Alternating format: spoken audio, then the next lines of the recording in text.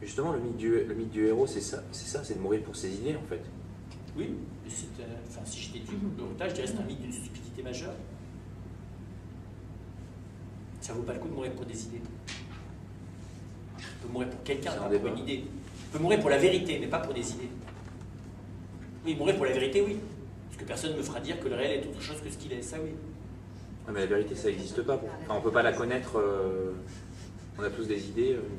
Bah, précisément, le problème de la philosophie, c'est d'en sortir. Le travail socratique, c'est de sortir de mes idées.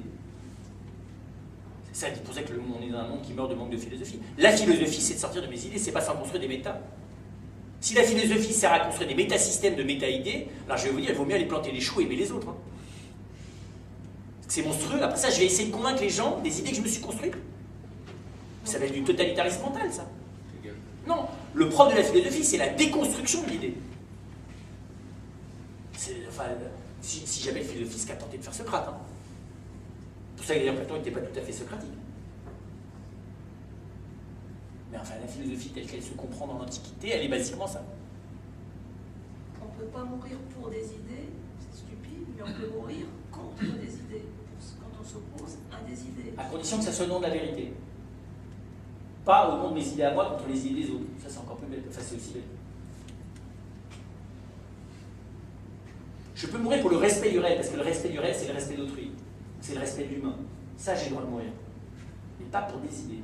Parce que les idées... C'est la vérité du monde de l'au-delà ou Ah non, je me dis je me fous de l'au-delà, mais... Je veux dire, s'il s'agit de l'au-delà, je vais m'intéresser à celui qui est compétent, c'est-à-dire à Dieu, mais moi, j'ai déjà fait affaire pas mal avec ce qu'il y a ici. Hein. La vérité, je parle de la vérité. Vous l'a dit. Enfin, comment on peut savoir quelle est la vérité? Ah ben, c'est exactement ce que Socrate nous explique. La maïeutique socratique, c'est exactement ça. C'est tout un travail. Il y a une méthodologie de déconstruction de l'idée.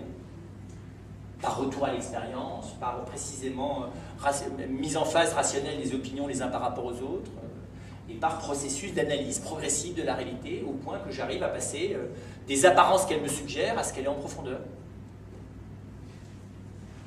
Alors je sais bien qu'on a arrêté ce mode d'analyse à partir de Descartes, parce que Descartes a dit de toute façon, tu veux te fabriquer un système cohérent, va le chercher à l'intérieur de toi. D'accord? Ça c'est Descartes. Hein.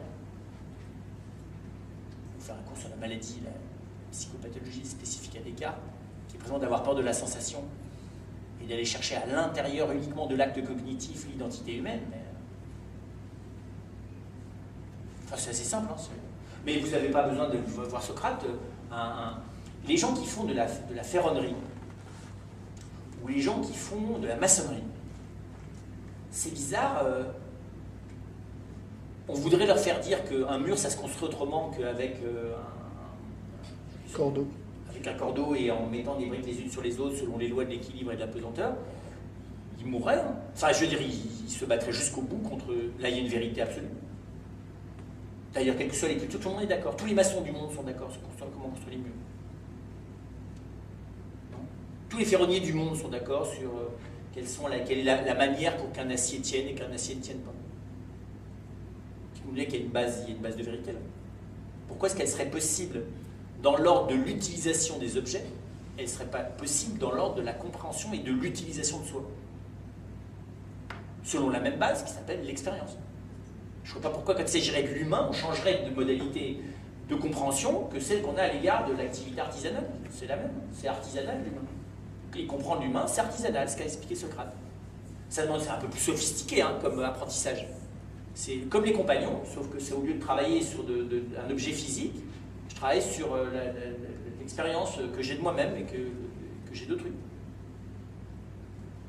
Et si la philosophie, ça sert, je dis, à avoir des idées qui sont tellement élaborées que je ne vois même plus que c'est des idées et que je commence à croire que c'est la vérité, ben, je vais vous dire, c'est carrément dangereux, il faut interdire ça.